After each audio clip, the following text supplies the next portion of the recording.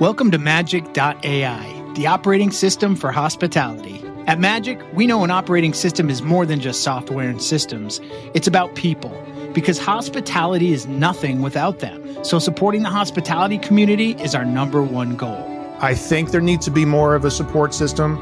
Like, you have to love this business and you have to love every aspect of it, including sharing tribal knowledge on what is successful and also tribal knowledge of what is a failure. Founded by lifelong experts, we're building the place where everyone in hospitality, from seasoned pros to first-timers, can gather, share, and grow together. Plus, we're crafting scalable tools and AI-supported software to boost your business. Dive into our vibrant community platform packed with meaningful conversations and robust tools and templates designed just for you. Need more? Our custom software solutions have got you covered. From recruiting and staffing to digital playbooks and dashboards, we're working on building a unique hub of resources unlike any other. MAJC is your single point of origin for important conversations, accessible tools, valuable insights, and more. Join us at majc.ai. The evolution of hospitality is here.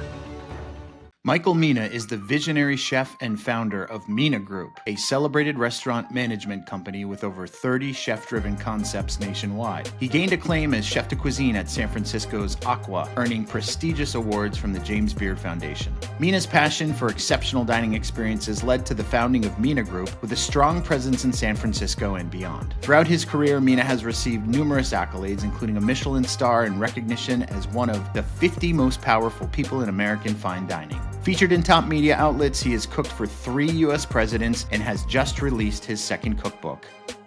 How do you not get caught up in your own mind and head about you can't change this and you can't change that, or the customers aren't going to come?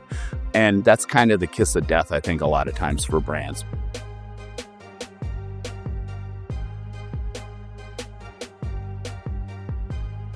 Chef, you have built an incredible brand with thriving concepts around the world.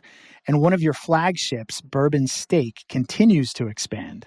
In fact, Bourbon Steak Las Vegas just opened. What is it about the Bourbon Steak brand that has you expanding it to other cities?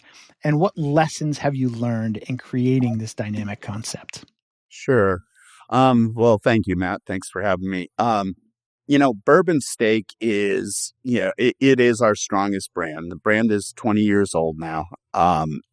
We obviously, chefs have really gotten into the steak world much more. When I did it, 20 plus years ago, there wasn't as many chefs that had, really steak driven concept restaurants. And when I used to travel the world and go to, 20 years ago, people, when they thought of cuisine in the United States or Western cuisine, they would usually talk about steakhouses. And we had some pretty sorry steakhouses, and chefs hadn't really taken that approach of how do you put together, great product, great technique with a very seasonal product, and then put it into kind of that environment of a restaurant that has the look and feel, that you want to have. And so that was where we set out with Bourbon Steak. And one of the funny parts about Bourbon Steak is everyone thinks the name is from bourbon and steak, which are two great things together, right? And not a bad combo.